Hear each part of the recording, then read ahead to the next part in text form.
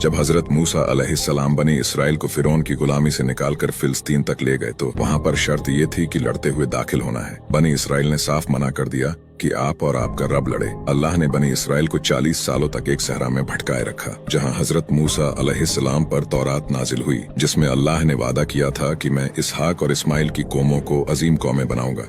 40 सालों के बाद जब बनी इसराइल में एक नई पीढ़ी की शुरुआत हुई तो वो फिलिस्तीन में आबाद हुए, जहाँ पर 10 कबीले एक तरफ और 2 कबीले एक तरफ रहने लगे। जो 2 कबीले एक तरफ थे वो यहूदा की औलादें थीं जो आज तक चली आ रही हैं। आज के वक्त में हम जिन्हें यहूदी कहते हैं, और जो 10 कबीले थे वो बिछड़कर जगह जगह आबाद हो गए। जो 2 कबीले वहाँ आबाद हुए थे वो भी ज्यादा दिन फिलिस्तीन में नहीं रह सके, क्योंकि एक जालिम बादशाह बख्तियार ने एक दिन फिलिस्तीन पर हमला कर दिया और उस टेम्पल को भी तोड़ दिया जिसको हजरत सुलेमान अलैहिस्सलाम ने बनवाया था। और इस टेम्पल की एक दीवार आज तक बाकी है जिसे यहूदी बनाने की तैयारी में लगे हुए हैं। और आप ऐसी ही इस्लामिक वीडियोस के लिए हमारे प्रभु या अल्लाह की प्यारी आत्माओं, आज हम बात करेंगे इस्लाम में फैली और फैलती जा रही एक और बुराई की, जो मुस्लिम युवाओं को भी अपनी इज्जत में ले रही है। शराब और जुआ आजकल युवाओं का शौक और आदत दोनों बन चुका है।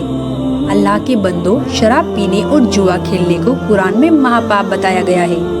देखिए कुरान से प्रमाण, सूरह अल बकरा 2 आयत नंबर 219। शराब तथा जुए में बड़ी खराबी है, महापाप है। प्यारे मुस्लिम भाइयों, इस बुराई से जितना जल्दी हो दूर हो जाओ। अल्लाह के और भी नेक आदेश जानने के लिए जरूर पढ़े पुस्तक मुसलमान नहीं समझे ज्ञान कुरान। धन्यवाद। फजाइले अमाल मुसलमानों की एक विशेष पवित्र पुस्तक है, जिसमें इबादत की विधि तथा पूर्ण परमात्मा कबीर साहिब का नाम विशेष रूप से वर्णित है। जैसा कि आप निम्न फजाइले अमाल के ज्यों के त्यों लेख देखेंगे, उनमें फजाइले जिक्र में आयत नंबर 1, 2, 3, 6 तथा 7 में प्रमाण है कि पाक कुरान का ज्ञान उतारने वाला अल्लाह ब्रह्म काल अर्थात शर पुरुष कह रहा है कि तुम कबीर अल्लाह की बड़ाई करो। वह कबीर अल्लाह तमाम पोसीदा और जाहिर चीजों को जानने वाला है और वह कबीर आलीशान रुतबे वाला है। जब फरिश्तों को कबीर अल्लाह की तरफ से कोई हुक्म होता है तो वे खौफ के मारे घबरा जाते हैं। यहाँ तक कि जब उनके दिलों से घबराहट दूर होती है तो एक दूसरे से पूछते हैं कि कबीर परवरदिगार का क्या हुक्म है। यह सब आदेश कबीर अल्लाह की तरफ से हैं, जो बड़े आलीशान रुतबे वाला है। हजूरे अक्सर सल्लल्लाहु अलैहि वसल्लम हजरत मोहम्मद का इरशाद कहना है कि कोई बंदा ऐसा नहीं है कि ला इलाहा इल्लल्लाह कहे उसके लिए आसमानों के दरवाजे न खुल जाए, यहाँ तक कि यह कलीमा सीधा अर्श तक पहुँचता है, बशर्ते की कबीरा गुनाहों से बचाता रहे। 2 कलमों का जिक्र है कि एक तो ला इलाहा इल्लल्लाह है और दूसरा अल्लाहु अकबर अर्थात पूर्ण परमात्मा कबीर भगवान। एक भाषा का काम अपने विचारों को दूसरे तक पहुंचाना है। वो सिंपल हो, क्षेत्रीय हो, चाहे अरबी हो, चाहे पंजाबी हो, चाहे गुजराती या मराठी हो या हिंदी हो, अपनी लोकल मातृभाषा हो, वो ज्ञान खरा होना चाहिए ताकि सामने वाला समझ सके। हमारी बुद्धि काम करना बंद कर जाती है क्योंकि हमने ज्ञान नहीं। तो इस ज्ञान से समझ में आओगा कि हम किसको के मान बैठे। कहते हैं बड़बड़ करे सो भूत है, थोड़ा बोले देव और मान महंत चावे नहीं। ये लक्षण रख ले। जो अटपट करते हैं ना ज़्यादा, वो तो कहते हैं भूत समझो उनको, तो वो तो मूर्ख बनाना चाहते हैं जनता को। और थोड़ा बोले देव, महापुरुष तो बहुत सीमित बातें करता है, ढंग से बोलता है। और मान महंत चावे नहीं, मान बढ़ाई चाहता नहीं, ये साधु के लक्षण। वास्तविक ज्ञान विस्तार के साथ सच्चिदानंद घन ब्रह्म के मुख से उच्चरित वाणी में उस परमात्मा ने स्वयं आकर बोली है वो वाणी, और उसमें वर्णित है वो है तत्व ज्ञान। और वो तत्व ज्ञान किसी तत्वदर्शी संत से जाकर पूछो। यही कुरान शरीफ में लिखा है कि उस अल्लाह अकबर, उस बड़े भगवान की जानकारी किसी बाखबर से पूछ देखो। और यही यजुर्वेद में स्पष्ट कर दिया है कि कोई तो परमात्मा को संभवात और कोई उसको असंभवात, यानी कोई तो कहता है वो जन्म लेकर श्री राम और कृष्ण रूप में आता है, कोई कहता वो जन्मा है, जन्म लेता ही नहीं।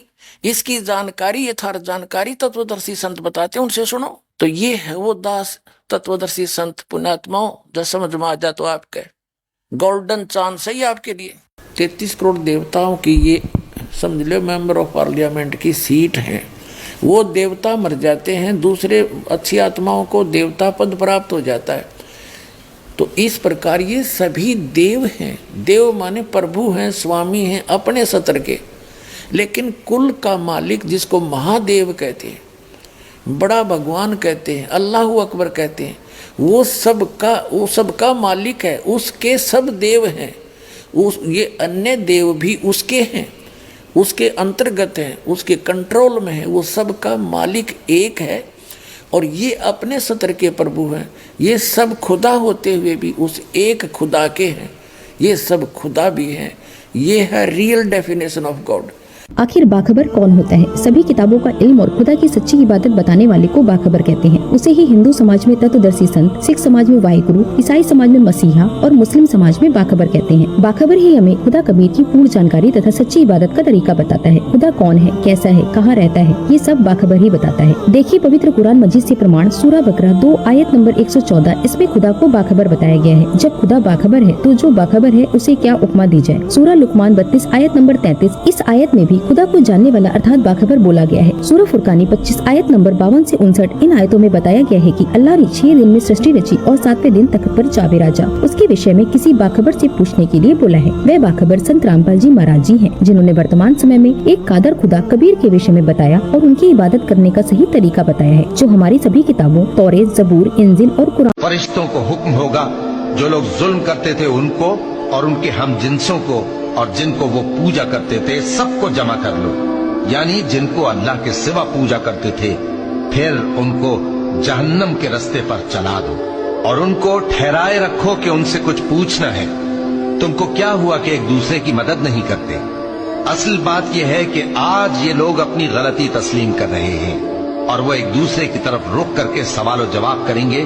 पैरोकार अपने पेशवाओं से कहेंगे।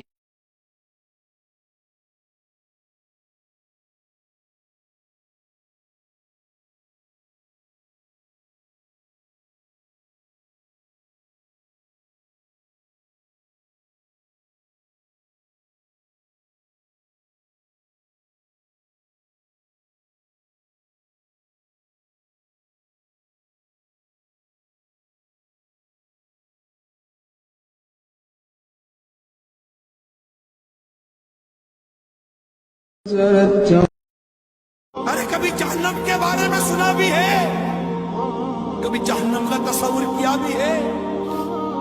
सुनो सुनो, अगर जहन्नम को सुई की नोक के बराबर खोल दिया जाए तो उसकी तपिश और बदबू से सारी मखलूक हलाक हो जाए।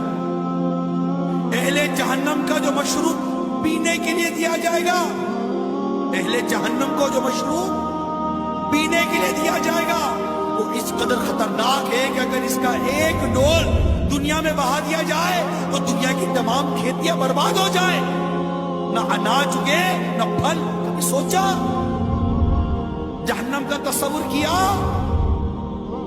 जहन्नम के सांप और बिच्छू बेहद खौफनाक है।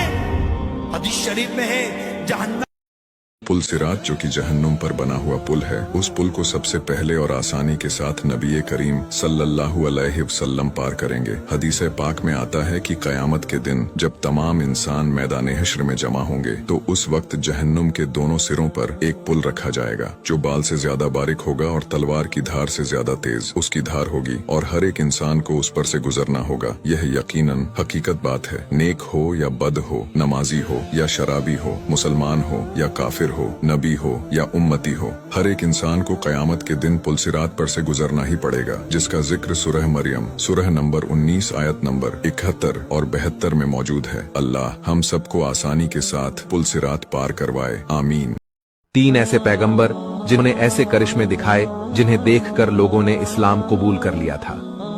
नंबर 1, हजरत मूसा अलैहिस्सलाम।